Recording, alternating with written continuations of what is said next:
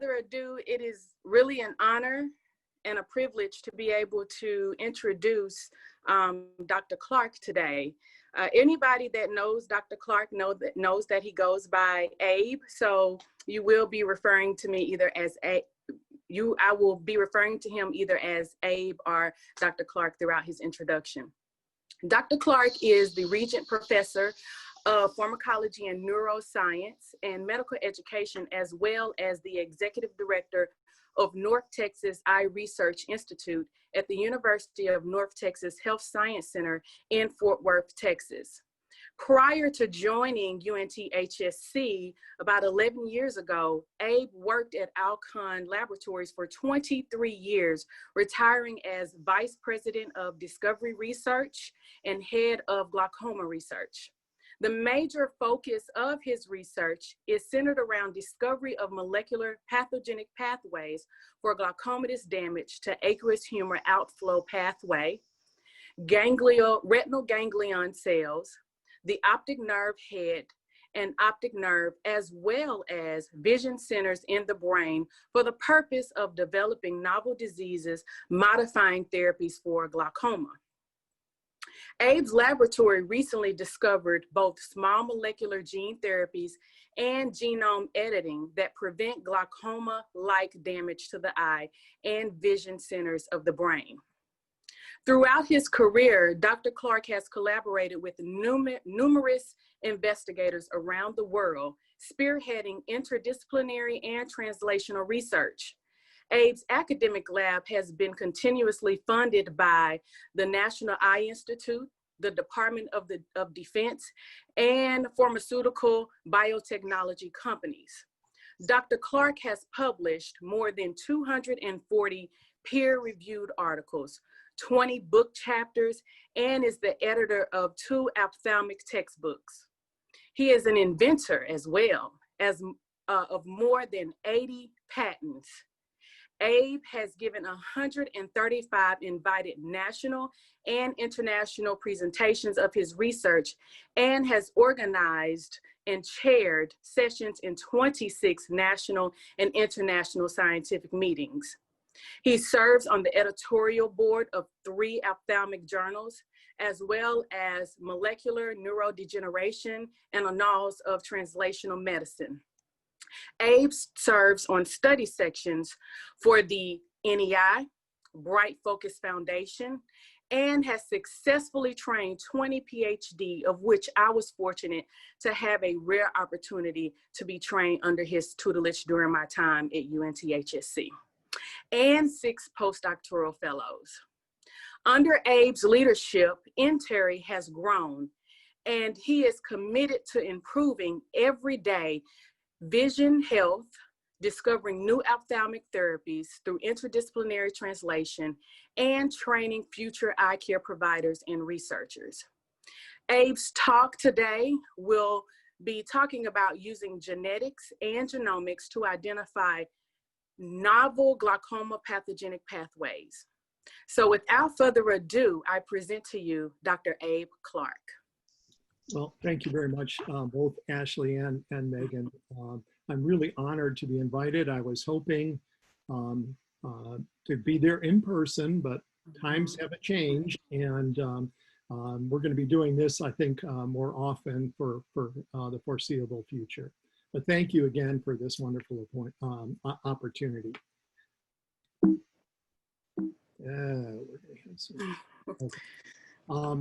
Today, I'll just briefly talk about what is glaucoma, and then our new paradigm to discover pathogenic pathways. And then we'll talk about several of these glaucoma pathogenic pathways, with the focus being trying to discover new disease-modifying therapeutic approaches. And then we'll finish with a summary and conclusions. Many of you probably know glaucoma. It's a very prevalent ocular disease. It's a major cause of irreversible blindness and vision loss in the world, affecting about 80 million individuals worldwide.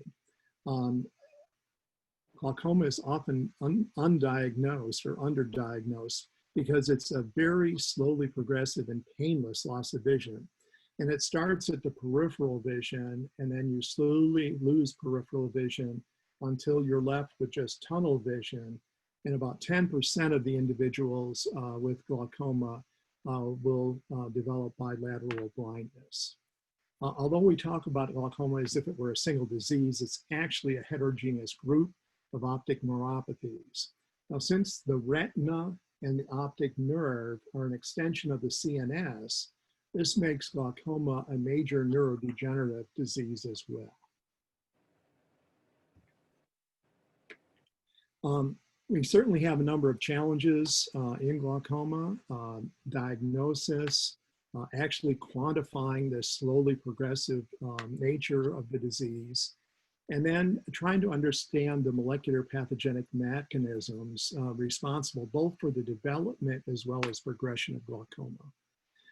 And then discover new therapies that actually will intervene in the disease process. Most of our therapies right now are palliative and don't directly intervene in the disease process. I'm going to be concentrating on the latter two, and I'll let the clinicians worry about the first two challenges. Good news about glaucoma: there's abundant clinical evidence that pressure is a major cause of both the development and progression of disease, and that by lowering pressure, you slow this development and progression. Prostaglandin analogs are the frontline therapy right now, topical ocular drops, and they're more effective at lowering intraocular pressure. And there's a lot of research out right now that are trying to better identify new techniques for monitoring and quantifying actually glaucoma damage in the eye.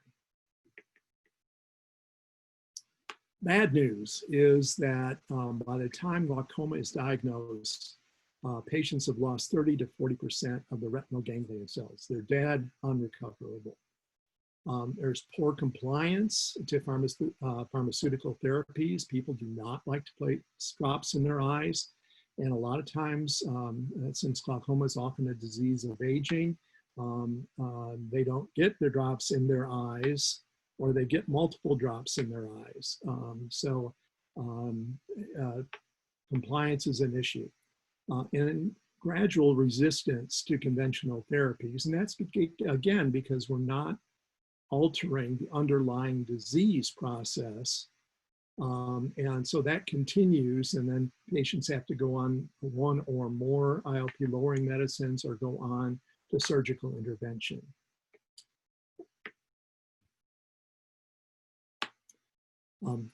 Elevated intraocular pressure is due to damage at this site, where we'll talk about a little bit more, the trabecular meshwork. And this elevated pressure is not just in the anterior portion of the eye, but throughout the eye. And it turns out that the optic nerve head is the most pressure sensitive region of the eye. And therefore, the pressure damages the optic nerve head, causing an axonopathy that leads to optic nerve damage, and then damage to both the retinal ganglion cells in the retina, as well as target neurons in the vision centers of the brain. There's multiple sites of damage within the eye. The trabecular meshwork, again, this optic nerve head, especially this tissue called the lamina curvosa. Selective damage of the retinal ganglion cells and loss of their axons. And then this is a recent MRI of my brain. But I bring this up because there's target neurons in the brain that also die due to loss of neural input from the retinal ganglion cells. And today, we're studying all of those areas, but today I'm just going to focus on the trabecular meshwork and actually focus only on a subset of some of the pathways that we've identified. So the trabecular meshwork is located here in the angle between the cornea and the iris. It's a very small tissue It's reticulated, composed of beams and sheets of extracellular matrix that are lined by cells cleverly called the trabecular meshwork cells. And those are shown here in a scanning electron micrograph. So aqueous humor actually has to percolate through here, entering Slem's canal and then out collector channels into the venous system. Now, TM dysfunction is responsible for this pathological IOP elevation. And there's increased deposition of extracellular matrix, thickening of the beams, progressive loss of cells, and then there's also changes to the TM cytoskeleton. And we'll talk about these in a little bit more detail. So I started this when I was at Alcon, trying to identify new pathogenic mechanisms for glaucoma. For this, we look at molecular genetics, disease research, and genomics to identify these new pathogenic pathways. But then we have to show that they're directly relevant to human glaucoma. We have to validate the pathologic pathway. So in this case, when we're talking about trabecular meshwork, validation would be altering these pathways will lead to elevated intraocular pressure, and then come up with a new therapeutic target. To do this, we're using genetics, alterations in gene and protein expression. We culture cells from both normal and glaucomatous eyes. We have this novel ex vivo organ culture model where we take the anterior segment of human donor eyes, place it in these specially engineered plexiglass dishes. We perfuse in media at the rate of normal aqueous humor formation. And the second cannula is connected to a pressure transducer, which allows us to monitor pressure throughout the experiment. We develop mouse models, and then hopefully, hopefully from these mouse models, we can then translate into human clinical trials. So using this approach, I think for the next 3 hours, we're gonna cover, I'm not gonna talk about all of these, I'll only talk about a couple of these pathways. So let's start with using molecular genetics. The first glaucoma gene identified is myocillin or MYOC. And we know that myocillin is a secreted glycoprotein from the trabecular meshwork. And you can see it here in secretory vesicles, as well as when it's secreted from cells, it loosely associates with the extracellular matrix. The MYOC was the first gene mapped to, MYOC was mapped to the first glaucoma locus, which is GLC1A. And heritable mutations were identified both in juvenile open-angle glaucoma as well as primary open-angle glaucoma. Fortunately, there's a genotype-phenotype correlation. That's both on degree of IOP elevation as well as age of diagnosis. There's hundreds of different myocillin mutations that have been reported.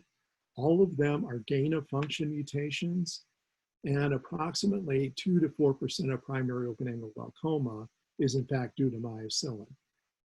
We are hoping to find a more prevalent glaucoma gene. That's not going to happen. This is the most prevalent glaucoma gene.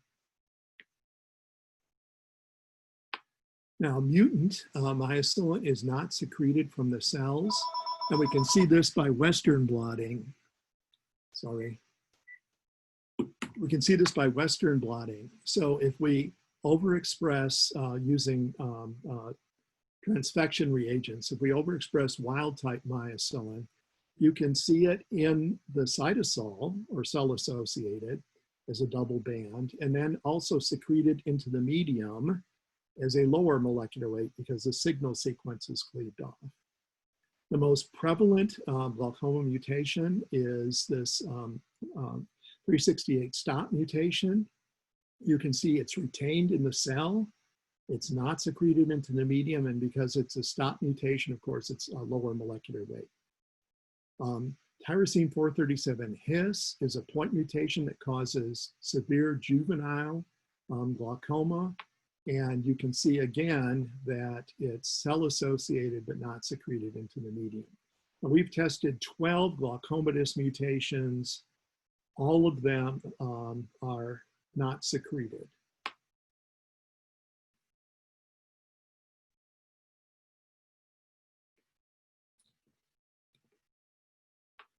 Well, now we know that it's relevant to human glaucoma because it was a glaucoma gene identified and it's inherited with forms of glaucoma.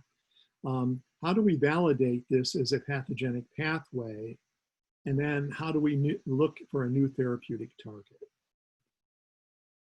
Well, we use viral delivery of transgenes. So we clone our cDNA into a viral shuttle vector, transduce the target cell, in this case it'll be the trabecular meshwork, and then look for expression of the protein. So we're using Ad5 to transfer to the trabecular meshwork because it selectively targets the trabecular meshwork. And then we evaluate the specific pathogenic pathways for phenotypic expression. And again, the phenotypic expression we're hoping for is elevated intraocular pressure.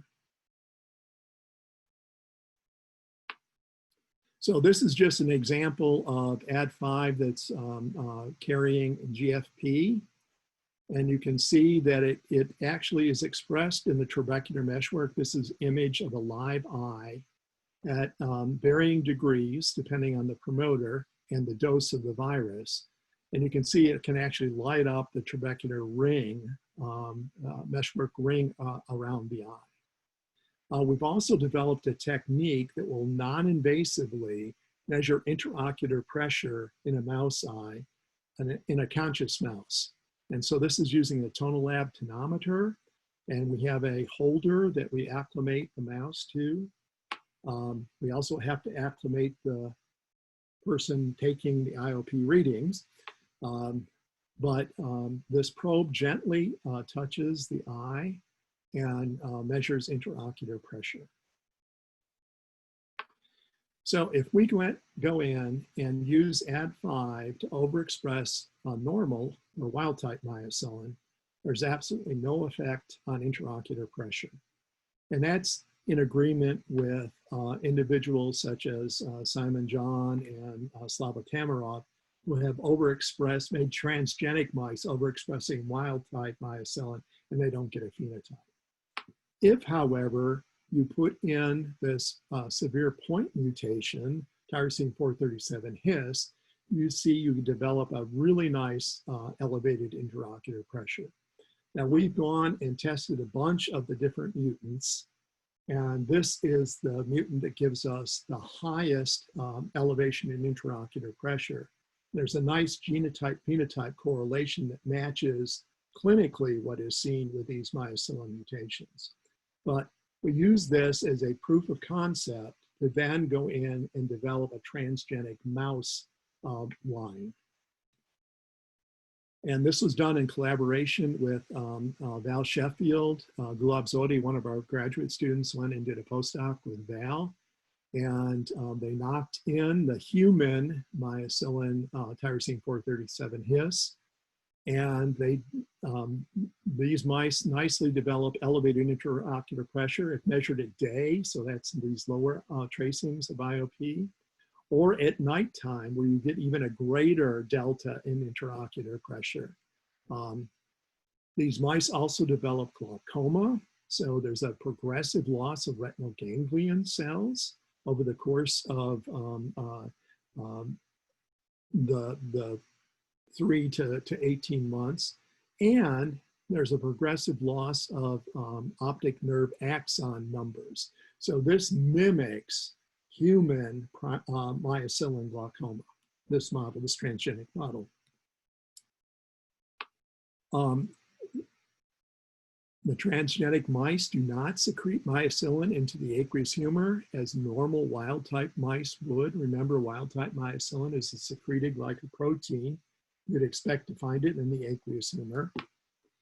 But if you look at the trabecular meshwork tissue from these mice, these transgenic mice, you see the increased expression of these ERAD and UPR genes, saying that there's endoplasmic reticulum and unfolded protein response stress in the trabecular meshwork. So one potential therapeutic approach for treating myocilin glaucoma would be via a molecular chaperone. This molecular chaperone might refold the mutant myocilin to a native conformation, allowing secretion. It could prevent protein aggregation, or in fact, it could shuttle the misfolded protein for degradation in the proteasomes via ubiquination. So Val and Gulab tested a clinically available molecular chaperone for phenylbutyric acid, that's shown down here. And the idea here is to allow proper folding, refolding, and secretion of the myocilin, or via the ERAD pathway, translocate the mutant myocilin into the cytoplasm where it can be degraded by the proteasome. And in fact, treatment with PVA given in drinking water does rescue all of the glaucoma phenotypes. So you can see you re-secrete myocilin into the aqueous humor in these transgenic mice that have been treated with PVA. You blunt the expression of these ER markers in the trabecular meshwork. And this is the transgenic elevated intraocular pressure. Treatment with PVA prevents the elevation of intraocular pressure. This is the transgenic loss of retinal ganglion cells. Again, PVA prevents that loss. PERG is actually a pattern electroretinograph, and that specifically measures the function of the retinal ganglion cells. And you can see it's defective in the transgenics, but that functional loss is prevented with PVA. And then again, you also prevent the loss of optic nerve axons. So it looks like chemical chaperones, in fact, hopefully a better, more potent chemical chaperone than PVA, although we may take PVA into the clinic, would rescue the myocilin phenotype. And we're talking with clinicians about clinical trials for that. You all know about genome editing, especially your group there. So I'm not going to emphasize the molecular mechanisms that are responsible. But we know that glaucomatous mutations of myocilin are gain of function.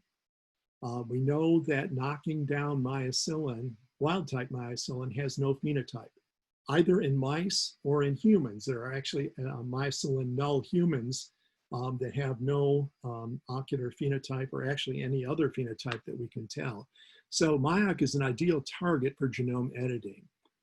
So again, in collaboration with Val Sheffield's lab at the University of Iowa, and this time a different one of our graduate students that went to do a postdoc, Anchor Jane, and Gulab Zode, who we hired back at UNT Health Science Center, we developed guide strands and shuttle vectors for CRISPR-Cas9 to correct. It would be difficult to correct all the myocilin mutations because there's hundreds. So we decided to just delete gene expression, and our guide strand is very early in the myocilin gene.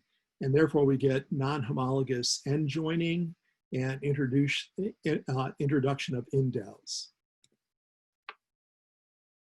The models that we used, again, were this transgenic MYOC mouse model, but we also used human perfusion cultured anterior segments, that model that I described earlier. We used Ad5 to selectively deliver CRISPR Cas9 plus the guide strand to the trabecular meshwork. And the most common genome editing is in fact a 7 base pair deletion. You can see for IOP, if we do this early on, we actually prevent the elevation of intraocular pressure.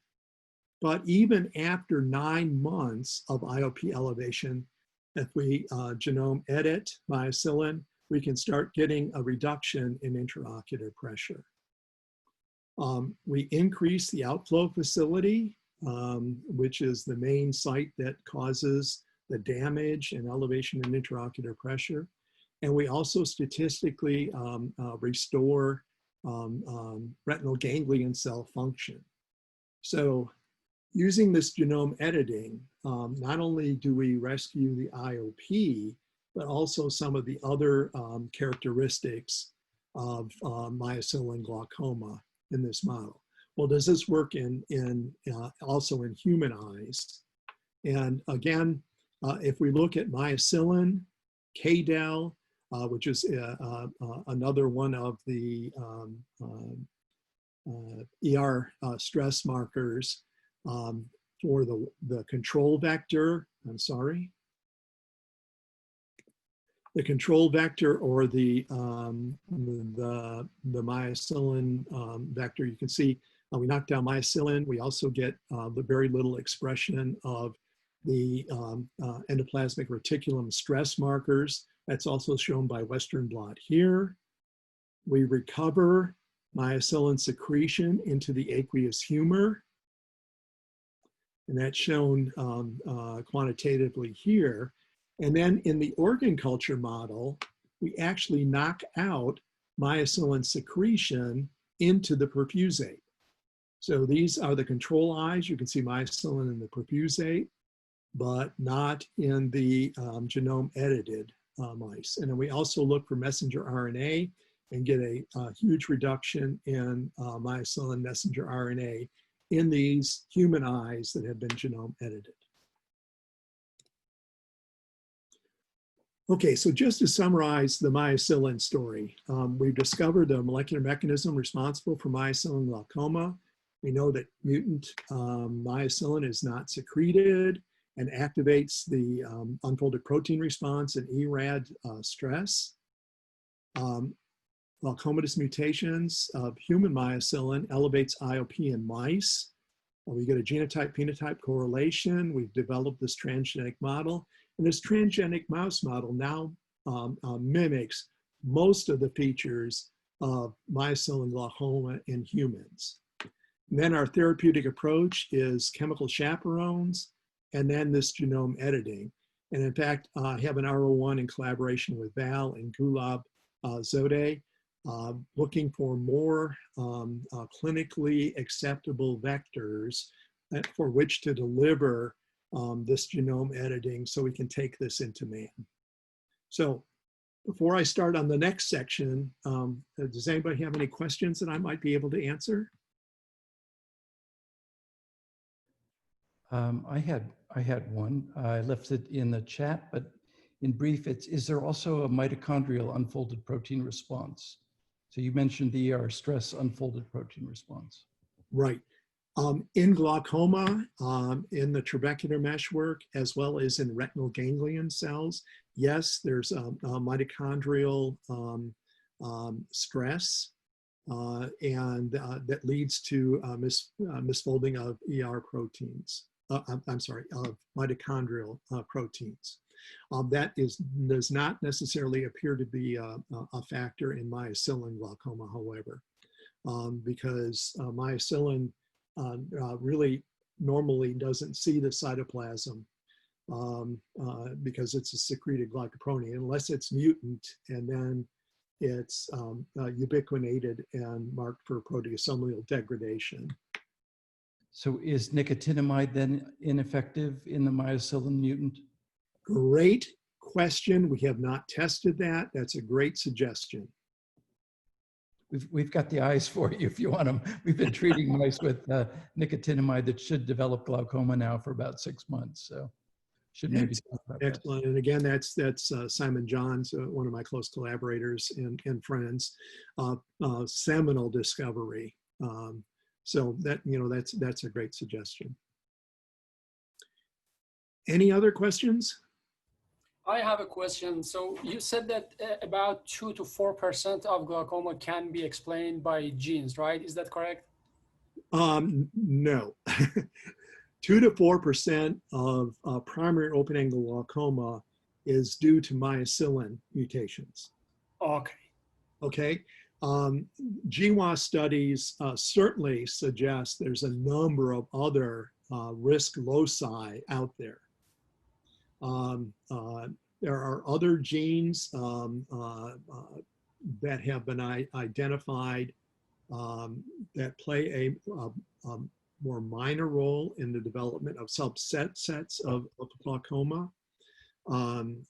But it looks like glaucoma is a complex disease with both environmental and multigenic factors. And most of those are going to be risk factors that in a specific genetic background will lead to the development of glaucoma. So great question. Yeah, so just, I wanted to just, see that, is there any prospect or any screening tool that can use only genetic factors for glaucoma? So based on your answer, it seems that it is no, right? No, I mean, there are labs that will do genetic testing for glaucoma. But again, unless it's myocillin or some of these other rarer forms of gene mutations, it's only showing a really small association factor. And so far we haven't put all those together saying that if you have these 18 risk alleles, you're going to develop glaucoma. No, we don't have that yet. Okay, yeah. So just a follow-up question on the IOP. So in the OATS study, they just showed that about 4% of those who didn't receive the IOP lowering treatment, they developed, 4% of those who received treatment, they developed glaucoma, and around 8 or 9% who didn't receive IOP lowering, they also just developed glaucoma. And there was a huge difference between these two. And then they said that, okay, IOP lowering is gonna just be effective for treating glaucoma. But doesn't 9%, just if we leave patients alone, just 9% of them, even with high IOP, develop glaucoma. On the other side, those who have low IOP also they develop glaucoma. Oh, so right. This is the question: why IOP lowering treatment is just getting this much attention? There have been a number of clinical studies. This was a huge question that was asked by the federal government. Why are we paying for IOP lowering therapy when we have no proof in carefully clinically controlled studies that IOP lowering actually is good for glaucoma patients? Well, there have been dozens of clinical trials now in patients with ocular hypertension to prevent development of glaucoma, early glaucoma, normal tension glaucoma, late glaucoma. All of them have their glaucoma delayed by lowering intraocular pressure, right? Right. Are there other factors besides IOP that are driving glaucomatous damage to the optic nerve head and to the retinal ganglion cells? Yes, there are. But IOP is the elephant in the room. It is the most easily treated right now. Right. And so that's why that's the therapy of choice right now. Right. Yeah. In addition to that, also trabecular meshwork is the main target, the tissue, but IOP is the secondary to glaucoma. Let's let Dr. Abbot keep going. Well, we have about half an hour afterwards. Okay. No, I'd be happy to discuss this, and I appreciate the prompt. Okay, so I'll just touch on trying to identify pathogenic pathways, doing disease research. We have known for 7 decades now that certain individuals that get chronic glucocorticoid treatment, and glucocorticoids are unsurpassed and they're anti-inflammatory and immunosuppressive. They're used in millions of patients. In fact, about 1% of the US population every year get glucocorticoids. But certain patients will actually develop elevated intraocular pressure if not diagnosed, will lead to an iatrogenic open-angle glaucoma that clinically mimics primary open-angle glaucoma. So we know that this can occur from a wide spectrum of different routes of administration, duration of administration, but not everybody is susceptible to this glucocorticoid-induced ocular hypertension. If you look at just normal individuals, about 40% of them develop elevated intraocular pressure, and only about 4 to 5% actually develop pressures high enough to worry about. However, in primary open-angle glaucoma patients, all of them are steroid responders. This elevated intraocular pressure due to glucocorticoid therapy is due to increased aqueous humor outflow resistance at the trabecular meshwork, and in fact causes many of the same changes that we see in primary open-angle glaucoma. And of course, this elevated intraocular pressure can damage the optic nerve head and then lead to vision loss. So we know that the elevated IOP is due to impaired aqueous humor outflow through the trabecular meshwork. It's associated with molecular, cellular, morphological changes, increased deposition of extracellular matrix in the trabecular meshwork. It causes cytoskeletal changes, but all of these are very clinically and biologically similar to individuals with primary open-angle glaucoma. So again, we've used this perfusion organ culture model. We take the anterior segments of human donor eyes, pair them. One gets perfused with dexamethasone, the other gets perfused with the vehicle, which is just 0.1% ethanol. 40% of the eyes develop elevated intraocular pressure, while 60% of the eyes don't. So in this isolated ex vivo model, we can clinically mimic what is seen with steroid-induced ocular hypertension and glaucoma. If you look by transmission electron microscopy, this is the trabecular meshwork here of a control eye. You see these trabecular beams lined by cells. I hope you can see my pointer. And this is the Slem's canal. And so aqueous humor actually has to percolate through here and enter Slem's canal. In a DEX responder eye, you can see that a number of things are different. There's there's a thickening of the beams, sometimes fusion of the beams, and a lot more material just beneath the Slem's canal. If we actually look at this material by confocal microscopy in this same model, you can see in a control eye that fibronectin is sort of a patchy distribution. However, in the DEX-treated eye, it's uniform. And so a lot of this extracellular matrix just beneath Slem's canal is in fact fibronectin. There's increased fibronectin in this region also in primary open-angle glaucoma eyes. And for sake of time, I'm going to skip over these. So how do glucocorticoids work? Well, we do know that there are two isoforms of the glucocorticoid receptor due to alternative splicing at the exons 9 alpha and 9 beta. If you splice in 9 alpha, you get GR alpha, which is the ligand activated transcription factor. So that's what's causing all of the biological and pharmacological effects of glucocorticoids. However, you can get alternative splicing, so 9 beta is spliced in instead of 9 alpha. That deletes the ligand binding domain. And so GR beta acts as a dominant negative regulator of glucocorticoid activity. Now, we've known, again, for about a dozen or more years that the ratio of GR alpha and GR beta regulates the glucocorticoid response. And in fact, there are a number of glucocorticoid resistant diseases, such as inflammatory bowel diseases, rheumatoid arthritis, and asthma, where those patients do not have a good therapeutic response to glucocorticoids. And if you actually look at their tissues, they have higher levels of GR beta, which therefore inhibit the glucocorticoid response. We have shown that the expression of GR beta is altered in normal versus glaucomatous TM cells, and that GTM cells express lower levels of GR beta, making them more susceptible to glucocorticoids. And we think that's why all POAG patients are steroid responders.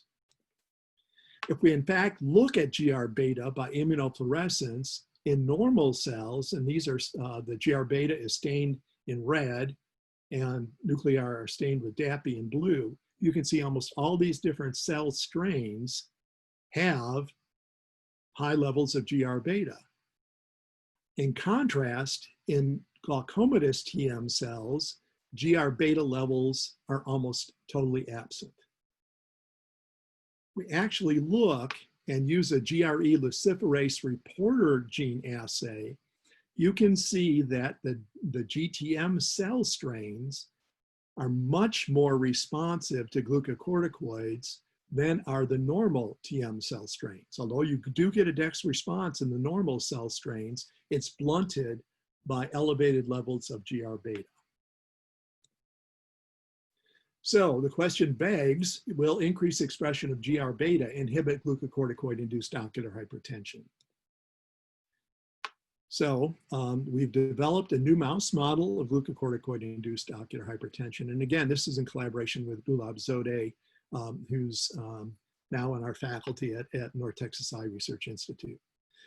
It's been known that systemic administration of dexamethasone, which is a potent glucocorticoid, will in fact cause ocular hypertension. However, it causes a severe systemic side effect of loss of body weight. In fact, 40% of the animals that are treated systemically with dexamethasone either die or have to be discontinued from the study because of severe loss of body weight. Gulab, when he was in Val Sheffield's lab at Iowa, did topical ocular delivery 3 times a day. And we know that will elevate intraocular pressure and cause less systemic effects, but it's labor intensive. You have to come in 3 times a day, even over the weekends, to dose the mice. So Gulab and a graduate student and I developed a periocular injection of a insoluble form of dexamethasone, dexacetate. So weekly periocular injections elevate intraocular pressure and really cause no discernible systemic side effects. And you can see a very nice IOP elevation here. So the delta IOP at night is greater than 10 millimeters of mercury. This is associated with a decrease in the aqueous humor outflow facility, just like happens in glaucoma.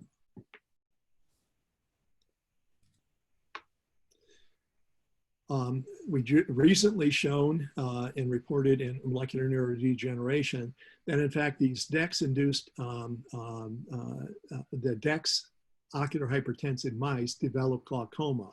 So after 10 weeks, there's a decrease in retinal ganglion cells and a decrease in optic nerve axons. So again, we can mimic the clinical situation that occurs in man in glucocorticoid responders in our mouse model.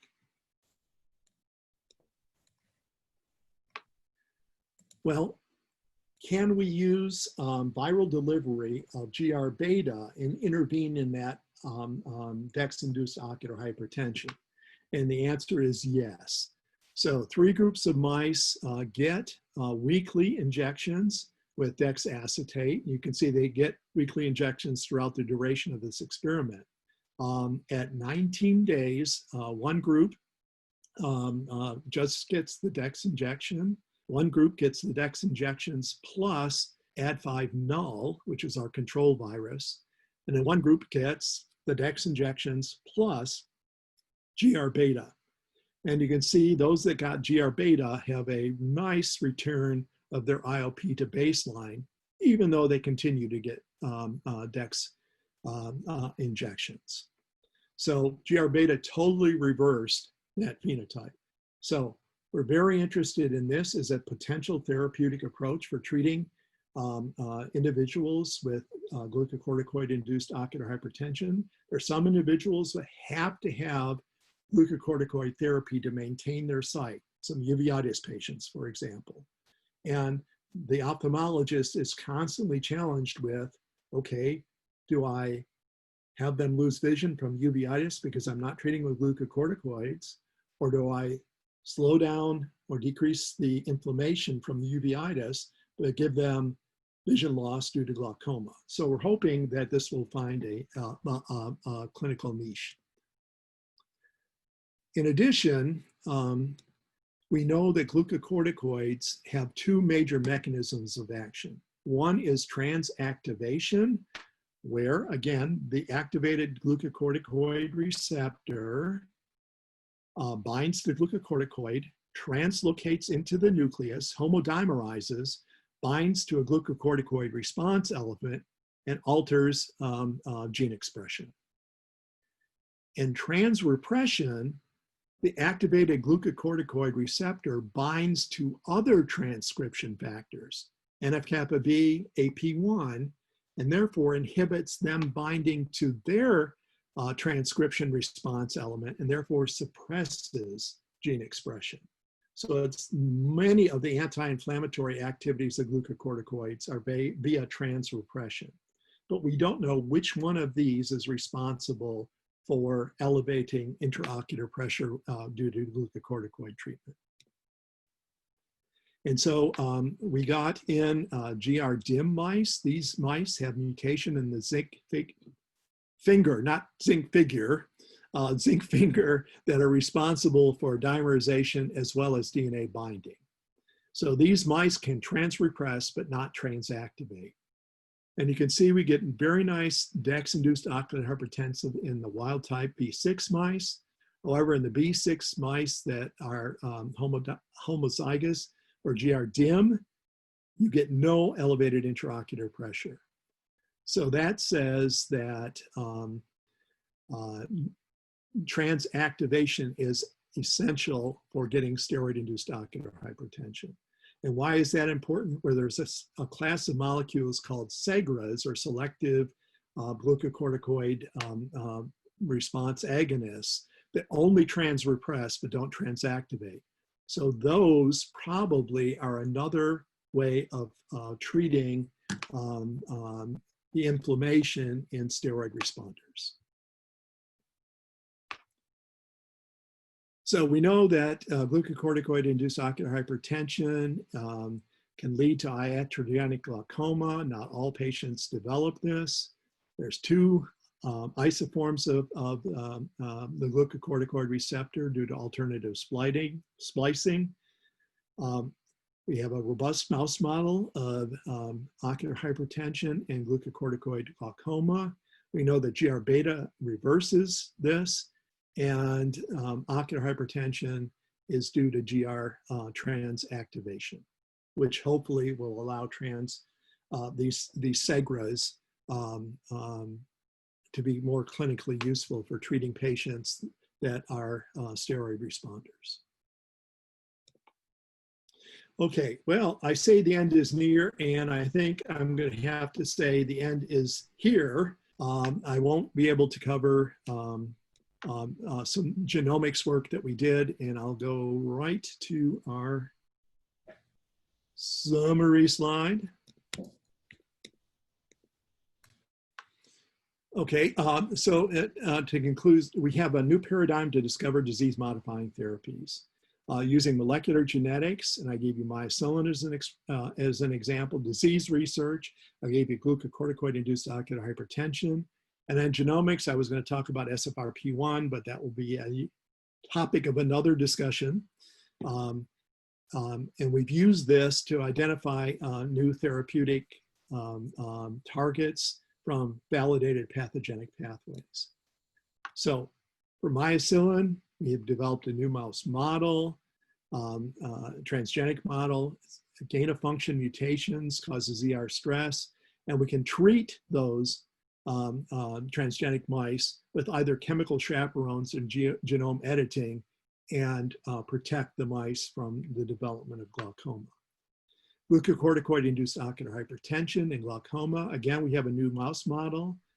We know that ocular hypertension requires GR transactivation, and we're hoping that gene therapy will treat individuals that develop glucocorticoid-induced ocular hypertension. So I'd now like to acknowledge a number of my colleagues at UNT Health Science Center, our North Texas Eye Research Institute, other colleagues both at the University of Iowa, as well as at Alcon. Some of this work was started at Alcon, and then my grant support. So I'm open for questions. Which GSK3 beta inhibitors, like if you don't mind, if I can ask, which GSK3 beta inhibitors you are using in your lab? Okay, so we used one that was in a patent that a medicinal chemist prepared for us. So it wasn't a commercially available GSK3 beta inhibitor.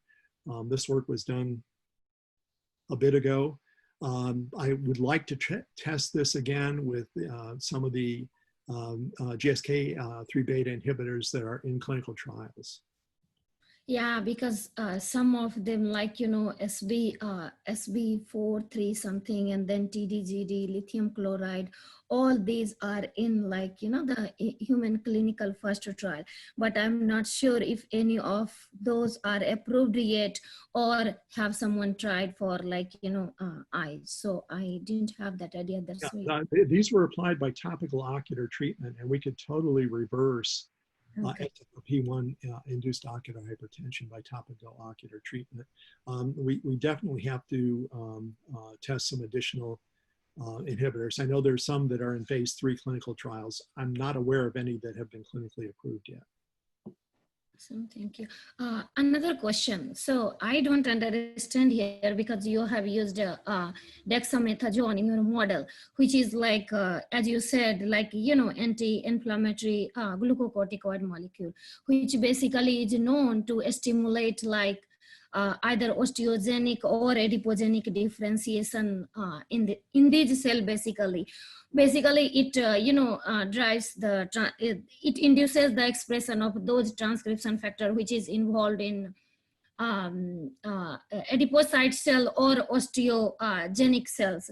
And as you said that, like, you know, the after injection of dexamethasone in mice lowers body weight. So it could be the recruitment of progenitor cells that is not maintained fully. That could be the reason. But I'm not sure here, like, I could not get that why dexamethasone you used in your study. Well, we use dexamethasone because that is a clinically used glucocorticoid, and it's used as topical ocular. It's also used as a depot intravitreally to treat long-term treatment of ocular inflammation. So we're using a clinical glucocorticoid. It's also a potent glucocorticoid. So, and you were using like dexamethasone derivative, like dexamethasone acetate, and somewhere I saw PO3 as well. Because it's less soluble and acts more as a depot. Wow. Awesome. But we didn't get any body loss, body weight loss. There was no effect on white blood cell count in the blood. So I think it's just being locally delivered to the eye. So thank you very much. Nice talk. Thank you.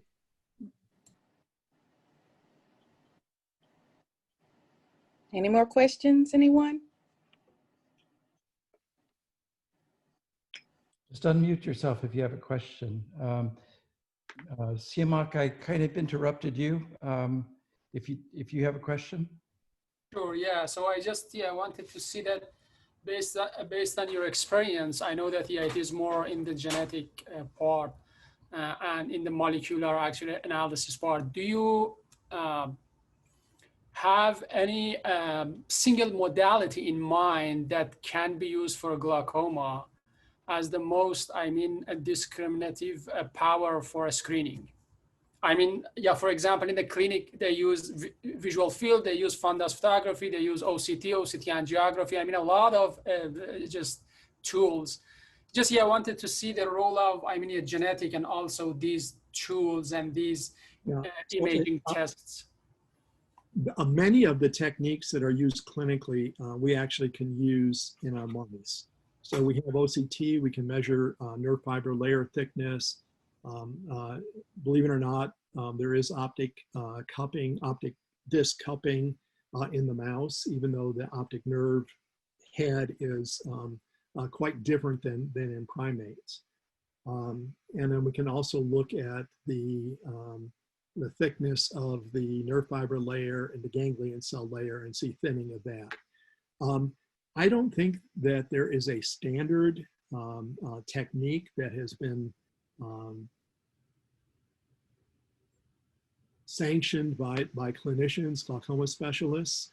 I actually am in the Glaucoma Research Society, which is a select group of about 120 individuals worldwide. And we talk about this every other year when we get together, and there's no consensus that comes up, whether it's structure or whether it's function. I'm hoping with the new techniques and the ability to really nicely see changes at the optic nerve head, that in the future there will be imaging techniques that will be more sensitive than our visual field techniques. But as we talked about in the beginning, IOP is not the only thing. So there's no really one thing that we can screen. There's a number of groups, including my group, that are looking at neuroprotectives. So how can we save the ganglion cells even though there is a glaucoma stressor there? How are they dying? How are they communicating? What's happening at the optic nerve head that is the initial site of this damage to the ganglion cells and their axons? I think the future is very bright. Right now, it's very confusing. Just a follow-up question. So, as you mentioned, so the primary part is the trabecular mesh part, and the secondary is the optic cup and optic nerve head changes and all those. And currently, again, the imaging instruments have focused on the optic disc and those changes that are secondary to trabecular meshwork, that is just a primary part. Why the imaging? I mean, why the technologies, the instruments also focus on the secondary part and not the primary part? Right. There's certainly a subclass of glaucoma specialists that think that that's what needs to be concentrated on. As you said earlier, there's a number of people that are called ocular hypertensive that never developed glaucoma. I think some of that, we now know some of the nuances associated with measuring IOP clinically, and both the thickness of the cornea and the corneal biomechanics exactly alter the IOP readings. Right. So individuals that have thicker or stiffer corneas artificially have elevated intraocular pressure because you're not really measuring the pressure inside the eye. Right. You're measuring the resistance of a probe placed on the cornea. Okay, so I think those nuances are being worked out now. There's actually devices now that will measure corneal thickness. There are devices that are in the works for measuring the biomechanical properties of the cornea. And there's a suggestion based on preliminary data that in fact the biomechanical properties of the cornea may reflect the biomechanical properties of the optic nerve head. Right, right. So I think, you know, until we get a lot of that sorted out in the future, we're really not going to know for sure. But the good news is some really bright people are looking at it. Thank you. I have a question. Hi, Abe. Very, very nice talk. Have you attempted to recreate your steroid-induced glaucoma model in an animal with a larger eye, like a rabbit or something like that? Yes. And? Mixed results. That was the animal of choice back when people were first trying to develop an animal model of glucocorticoid-induced ocular hypertension. Sub labs could do it. reproducibly. Others, despite trying very hard, were never able to do that. I collaborated with Paul Nepper when I was at Alcon. I collaborated with him. He could run it in his lab. He'd send up masked samples, and I was convinced that he could reproducibly run it. We tried to run it at Alcon and couldn't. So, you know, in some of the work we've done, we find that depending upon what rabbitry you get your rabbits from, you're going to get certain results and not others. So that may play a role. Did you use New Zealand white or Dutch belted, or what kind? we used both New Zealand whites, and Paul had his best luck with New Zealand reds. Huh, okay. But Interesting. you're right, he went to a local supplier to get his reds. Yeah, yeah. Very good, thank you. We did show that we could get about 40% of non-human primates develop elevated intraocular pressure with topical ocular glucocorticoids. And in fact, at one time at Alcon, we had a stable of steroid responders, non-human primates. They were subsequently used for other experiments, much to my dismay. I have a question. This is Mandel. Yes. It is a question on myocilin C. What is its function, and is it specific to trabecular meshwork cells, or it is also expressed in many other tissue? And why there is no other effect of this mutation or deletion of it? So myocilin was discovered as a glaucoma gene in 1997. So well over 20 years ago. We still don't know its function. It's expressed in multiple tissues, including the heart. It's only a secreted glycoprotein, apparently, in the trabecular meshwork. So I just don't understand it. Some people have reported some really mild phenotypes. At one time, they were thinking end feet in the kidney were affected by this, or myelination of some nerves. But there's really no clinical phenotype that is readily available either in the eye or systemically, either in mice or in humans that are homozygous null. Very interesting. Thank you. And I will say it's been an interesting 20 years. So the genome editing was done exactly 20 years after we discovered myocilin glaucoma. And so now we hope we have something we can take and treat those individuals with. Abe, that's a very nice talk. I was wondering how much of what you're doing, and one of the things about a mouse is the amount of cupping. And so I wondered the attractiveness of going to a primate, I'm sure, is something that you've given a lot of thought. Yes, it is. And in fact, when I had the resources at Alcon, we did. We developed a stable of steroid responders. We treated 11 monkeys topical ocular with dexamethasone eye drops, and 5 of them developed ocular hypertension, and it was reproducible. We could discontinue the glucocorticoid, just like in the clinic. Pressures go down to baseline, and then when we reintroduce the glucocorticoid, those that were steroid responders still were steroid responders. Those that were non-responders still were steroid non-responders. I did not get an opportunity to follow them out to see if they got iatrogenic glaucoma. But I agree with you, Roger, that is would be a very nice model to have. It's just very expensive to run. It is, but on the other hand, glaucoma is pretty important. It is, and I've been interested in steroid response because it mimics so many features of primary open angle glaucoma. I think understanding what's happening in that those models, we'll have a better understanding of primary open angle glaucoma. Yeah. Well, if there are no more questions, I would like to thank Dr. Clark. And then if there's people, so graduate students, first and second year graduate students, other grad students can stay if you want to. And then if there's people that want to sort of stay and discuss further, you can as well. But I just want to thank Dr. Clark, and I can do some Zoom applause. Well, thank you very much. It really has been an honor and privilege to be your first seminar speaker for the fall seminar. And I wish we could be doing this in person, but this is probably the next best thing. So I thank you very much for this kind introduction and invitation.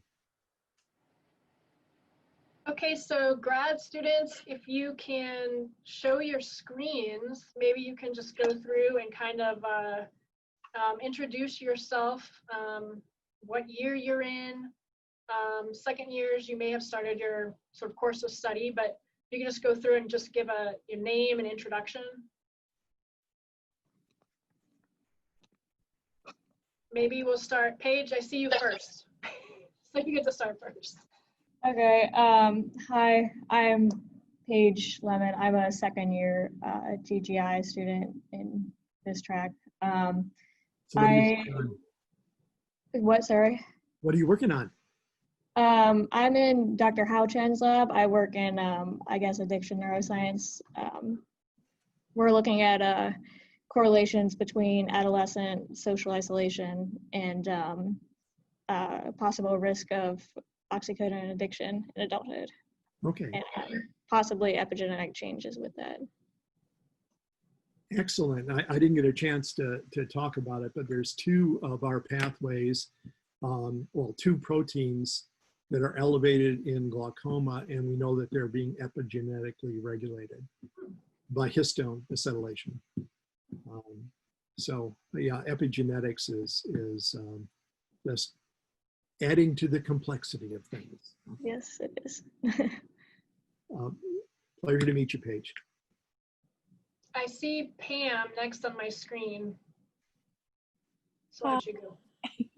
Yeah, I can go ahead and go. Hi, Dr. Clark. My name is Pamela Watson. Okay. I am a second year, and I'm in Dr. Kevin Freeman's lab in the Cancer Research Building. We study neuroblastoma and neural crest cells, and my project particularly is on TGF-beta and inflammatory signaling as a way of epigenetically altering cancer to promote EMT transition to a more metastatic state. Yeah, that's one of the factors that we showed that is epigenetically regulated in the Glaucomatous TM, again, by histone acetylation. Yeah, I've spent a lot of time on TGF-beta signaling and BMP and the crosstalk between pathways. So yeah, it would have been interesting to have a little more detailed discussion with you. Maybe we could do that offline sometime. Okay, cool. BJ, I see you next on my screen. Hi, hello everybody. Hello, Dr. Clark. My name is BJ Disunke. I'm in the second year of grad school. Right now, I'm working with Dr. Amandeep Bajwa at the Transplant Research Institute. So we are currently looking at epigenetic regulation. I know there's lots of epigenetics here, but we're looking at epigenetic regulation of mitochondria therapy in mice after the IRI or liver resection. So we will, I'm just starting in this lab, so we'll be looking at those in the subsequent years. Well, good luck to you. Okay, I see Chelsea. Hi, I'm Chelsea. I'm a first year grad student, so I'm not currently working on anything. Learning. Wait a minute, Chelsea. Make something up, Chelsea. So as a first year graduate student, do you do rotations in labs? Is your Do you have coursework all through the year? Do you have just the first semester coursework and then rotations? How does it work? So rotations start next week, I guess, Tuesday. But we do coursework for the first 2 years. Oh, okay. And they were discussing your review article yesterday.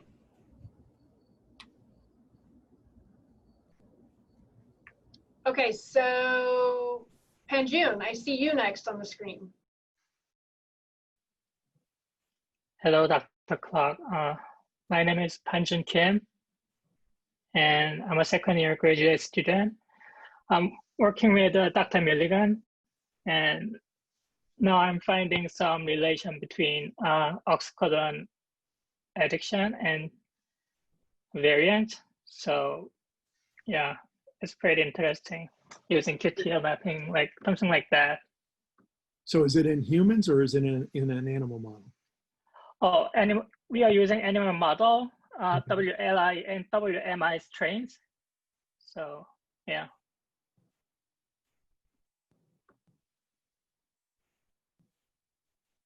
That might be a good moment just to mention Megan's reduced complexity cross. Megan, why don't you just comment on that? Yeah, so I like to work with rodent models because they're easier to work with than humans. And varying genetic complexity has kind of been the story. And recently we've had success getting some funding for the reduced complexity models, which are finding trait differences between closely related substrains of rats or mice. And usually you have something that has a pretty big effect size. So we are looking at stress response and opioid intake and reinforcement for the rat substrain project. And also we're looking at stroke susceptibility in a C57 Black 6J substrain project. And so because of this reduced background, the substrains being highly similar, it's easier to do the genetic mapping to find the variant that causes the most damage or has the largest effect. Yeah, yeah. So, yeah, I was actually kind of curious because in the review article, I noticed that you said that when a group had rederived your MYOC Y437, that the phenotype was lost. And I just wondered if you guys have looked into this, has something to do with genetic background? It definitely has something to do with genetic background because it was on a mix of B6-129 originally, as many are, you know, the earlier transgenics were. And we tried to put it on a B6, you know, just back cross with a B6, and kept on getting a more diminished phenotype. So right now, I'm talking to Val Sheffield at Iowa and finding out if, in fact, that's something that we need to do. And his lab should have been doing it all along. But, Megan, about this reduced complexity cross, because it is a real solution. It's a very efficient method. And she has a Trends in Genetics article with Cameron Bryant that just came out a couple of weeks ago. Yeah, I'll email you a copy of the paper. That would be terrific. I really would appreciate that. So if you find that you have substrains or you know, even closely related strains that differ in some kind of phenotype, then if you cross them to generate an F2 or in some cases even a back cross, then you can usually within like 100 to 200 individuals find that loci, in some cases even the variant that might be responsible for your phenotypic difference. So it is useful, yeah. I'll send you that paper as well. So I don't want to get lost. So we have one more grad student, Chris Rogers, to introduce, and then after Chris, maybe the other people that stayed can introduce themselves, and we'll open the floor to questions. Okay. Hi, Dr. Clark. I'm Chris Rogers. I'm a first-year student, so like Chelsea, I'll be starting rotations next week. Terrific. How many rotations do you usually do? 3? We can do up to 6, I believe. Oh, wow. But we're required to do 3. Yeah. Our students are required to do 3, and that's usually what they do. But they have to have a lab selected by the end of their first year. I believe that's the case here as well. Okay. Well, it's a pleasure meeting you, Chris, and good luck. Thank you. What's the flag in the background? Ferrari. I'm a big racing fan. That's what you get when you graduate, or? Say again? Is that what you're going to get when you graduate? I can only hope. Go for a Tesla, Chris, not one of those funny Italian cars. Okay, so I think that's all the grad students. So I noticed that we do have some, well, let's see. CMOC, we've got you and we've got Rob left. So I guess if we just want to go through and ask questions, we have maybe another 30 minutes or so. I encourage the grad students to ask questions too, but really this is, you know, we can't have you here in person, so this is the best we can do in terms of getting some kind of discussion started. I'm glad to meet all of you and find out what you're doing. Yeah, I think, David, you should really chat for 5 minutes with Abe right now, because Abe just got a 5-year grant to study the BXD family. And David is sort of the key person now. Okay. So nice to meet you. As Rob said, I'm David Ashbrook. I'm an assistant professor in GGI, and I kind of am interested in gene bioenvironment interactions particularly, and have been doing this big sequencing project in the BXD. So obviously, as you know, the BXD are derived from the C57, BL6J, and DBA2J. So all the strains are a unique mosaic of B6 and D2 alleles. Right. So what we've done now is deep linked read sequencing of 150 extant BXD strains. And now we can go into basically knowing every single small variant in there, which means we get every recombination point, which means that qPCL mapping should be perfect, quote unquote. Also means we can get sort of those large structural variants and things that are sort of more interesting than simple SNPs. Well, it's very fortuitous for us in that the black 6 develops DEX-induced ocular hypertension. The D2s do not. Ah, cool. Very cool. Which is why I've been talking to Rob and then Eldon as well. So yeah, we're really excited about mapping the steroid response genes. And then I have a colleague at Iowa, John Fingert, who has a DNA from steroid responders and steroid non-responders, humans. So anything we find in the mouse, we'll take right away to man. Very cool. So the other great thing about the sequencing is that we sometimes see strains that are outliers. So would be sort of massive responders or not at all, due to sort of mutations that are built up in the up to sort of 180 generations that someone's been around. So those become very easy to go in and dig into the sequencing and go, aha, this variant is probably the causal, and narrow down. And then again, you could transfer that across and see if the human nulls exist, for example. Right. Well, that's really exciting. I knew that the parental strains were sequenced, but I didn't realize that you've got a lot of sequence already on the recombinant inbred strains. Yeah, all the inbred strains now. Excellent. Well, we will be talking Please do. over the next 5 years. He's using a cool technology, Abe, that involves what are called linked reads. So it's not quite a long read technology, but a linked read. So that means it's possible to reconstruct retrotransposon insertion events, other hard to read variant types that are really quite important, but are have been flying under the radar now for 20 years.